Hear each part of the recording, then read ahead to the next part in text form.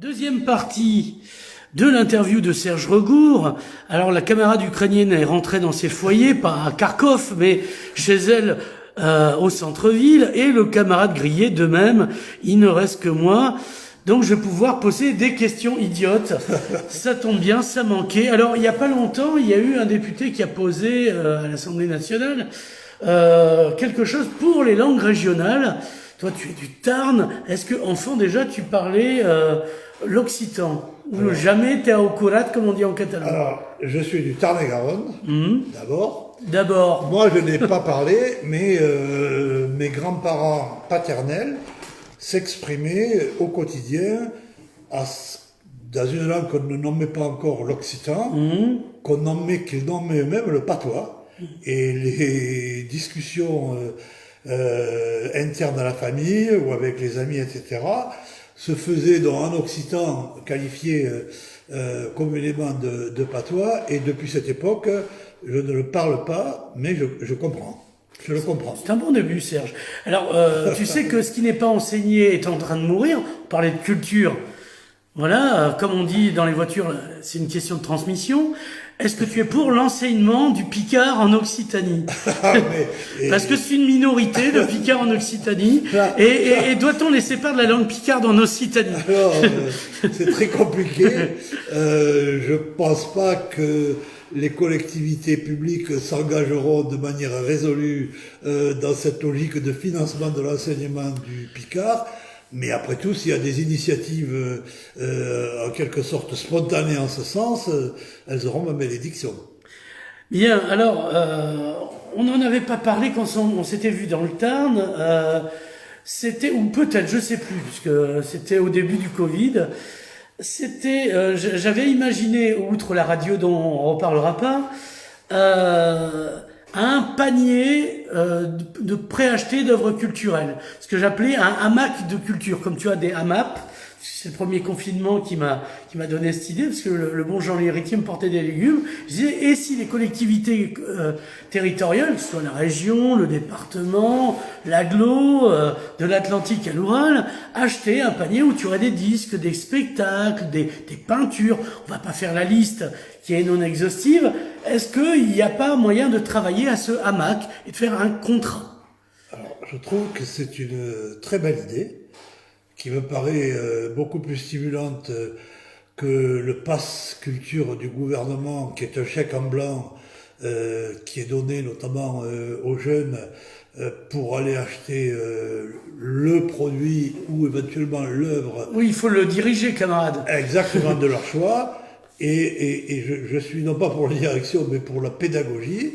Et donc, moi, je verrais très bien, en effet, ce type de panier garni avec un disque, un DVD, un livre, une photographie, une photo, etc. C'est une très belle idée. Et je vais même aller plus loin. Si, au terme de ce mandat, la pandémie subsistait et qu'on repense nos politiques culturelles, je ferai mienne cette proposition. Je te remercie. Alors, deuxième chose, la question c'est, il y a des prix littéraires, etc. Est-ce que il faut pas donner des prix à des jeunes qui concouraient à créer une œuvre? J'ai participé, j'étais jeune moi-même. Toi, tu es toujours gambadant, mais très jeune. Au prix du jeune spectateur qui était organisé par le regretté Robert Agéry, professeur de français de son état, qui consistait à montrer une dizaine de pièces de théâtre dans toute la région à tous les lycées, collèges, je n'ai plus tout ça en tête. À la fin, ils écrivaient tous une bafouille, il y avait un jury dont j'avais l'honneur d'être et qui donnait un prix, etc. Est-ce qu'il faut pas multiplier les prix pour sélectionner les futurs artistes et pas donner des prix à des gens, à Umberto Eco qui n'en demande plus? Il m'a dit arrêtez de m'en donner encore hier, ça suffit. Alors je dois dire que il existe, je pense en particulier une initiative qui est déjà ancienne et connue, le prix du jeune écrivain à Muret, à côté de Toulouse. Oui, oui. Et là où est mort le roi d'Aragon. Par exemple. Et le prix du jury, le prix du jeune écrivain, pardonnez-moi, le prix du jeune écrivain a été décerné à l'époque à toute une série de jeunes gens qui sont devenus ensuite des écrivains reconnus. Alors là, c'est le domaine de la littérature. Oui, mais on peut multiplier. Mais je pense qu'en effet, ce serait une excellente initiative dans d'autres domaines. Il existe d'ailleurs financé par la région le prix Claude Nougaro qui se décline en plusieurs volets de chansons, de poésie, de prose, Oui, etc. c'est un homme multiple. Absolument. Et donc, il y a quand même déjà des initiatives en ce sens. Et je pense qu'elles doivent être encouragées et multipliées. Donc, on parlait... Finalement, est-ce que pour les gens comme moi, enfin c'est pas mort, moi ça a déjà été fait, je suis quelqu'un, j'allais dire, de cultiver, tout est relatif, mais bon, voilà, j'ai lu quand même Oui, Les Pieds Nickelés, Fantomen, tu vois, Tintin, donc voilà, bon, je suis un homme cultivé, on peut le dire, mais finalement, est-ce que c'est pas mort pour une certaine génération? Est-ce qu'il faut pas concentrer le tir finalement sur les politiques de jeunesse? C'est une question, hein. Mais moi, en tout cas, je suis totalement convaincu, d'ailleurs je l'écris dans mon petit livre, que notamment ce qu'on appelle aujourd'hui les politiques jeunes publics, qui concernent en l'occurrence le spectacle vivant, doivent désormais être privilégiées, alors qu'elles sont aujourd'hui réduites, sinon à la portion congrue, en tout cas à la marge. Et je pense que ce qui vaut pour le spectacle vivant vaut, comme on vient de le dire il y a un instant, pour la littérature et pour tous les domaines de la création artistique ou de la sensibilisation artistique. Je suis convaincu de toute façon que le travail qui doit être fait sous des formes variées à l'égard des jeunes publics, des jeunes générations, me paraît relever désormais de l'impératif catégorique. Donc je suis tout à fait convaincu sur ce terrain. Alors on va revenir à ton livre. Qui est intéressant. Alors c'est un manifeste avec un peu plus d'aisance qu'un manifeste qui fait quasi 40 pages, qui est bien parce que comme je le disais tout à l'heure, il reprend historiquement les successions de glissements et il y a une chose, si justement on en est là, c'est parce que le reflet médiatique n'est pas à la hauteur de la création. C'est-à-dire, on en avait parlé à Carmont, on n'a pas l'écho, par exemple, même dans les médias publics, la création locale, on n'en parle pas. Ouais, on parle plus de rugby, contre lequel je n'ai rien. Ça, c'est évident. D'ailleurs, quand on s'intéresse, ce qui est mon cas, à la télévision, parce que j'ai écrit plusieurs bouquins sur la télévision, j'ai vu l'évolution au cours des dernières années et des dernières décennies, et la part faite à la culture, par exemple sur les chaînes d'infos. La France est un cas très singulier. C'est-à-dire, à un moment, on considérait qu'il n'y avait plus de débat politique et qu'il n'y avait plus, en fortiori, de place pour le débat politique à la télévision. On a aujourd'hui 4 chaînes, dont 3 chaînes privées d'information en continu. La place de la culture est désespérante. C'est-à-dire qu'elle est absente. Il n'y a pas d'une chaîne de culture en continu. Ben non, hélas. Mais ça existe. C'est-à-dire que dans beaucoup de Breaking pays... news, tel auteur a écrit un texte magnifique, nous vous le disons, en exclusivité. C'est une information... il y avait par exemple sur... je pense que c'était sur...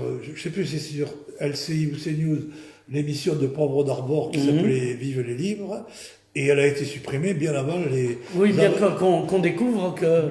Bien avant les difficultés, pour employer un mot simple, auxquelles il est confronté. C'est-à-dire il y a très peu, enfin il y a quasiment plus d'émissions littéraires, sauf une sur le service public, la grande librairie, mais indépendamment, encore une fois, d'émissions spécifiques à tel secteur culturel, c'est globalement...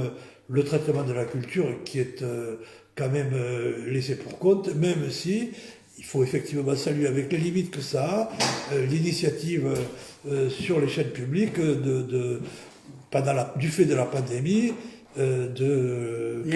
Culture Box. Oui, voilà. Alors, je sais pas si tu l'as vu, c'est plus de l'entertainment. Exactement. Donc avec des interviews un peu à la Canal+ dans Click. Exactement. Voilà. Exactement. Parce que là aussi, il y a le genre qui revient. C'est pourquoi je dis de belles initiatives, mais avec des limites, hélas. Il faut un cahier des charges précis. Il ne faut pas laisser d'angle mort en général. Mais c'est pas conçu comme ça, c'est ça qui est triste. C'est-à-dire que même sur les émissions à tonalité ou ambition culturelle de deuxième partie de soirée, c'est une espèce de défi à l'égard de leur curiosité culturelle. C'est-à-dire ce sont toujours les mêmes têtes de gondole qui reviennent, même sur les chaînes. Les bankable, on y revient. Oui, les bankable dans tous les domaines. Ouais, C'est-à-dire ouais. les gens connus, vus à la télé.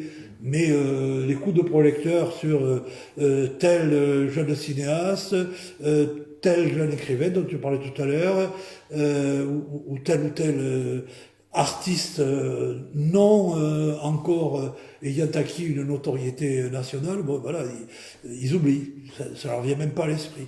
Donc c'est toujours les mêmes recommencements au profit des mêmes protagonistes. Oui, ce sont des scolastiques, il n'y a pas de renaissance. Exactement.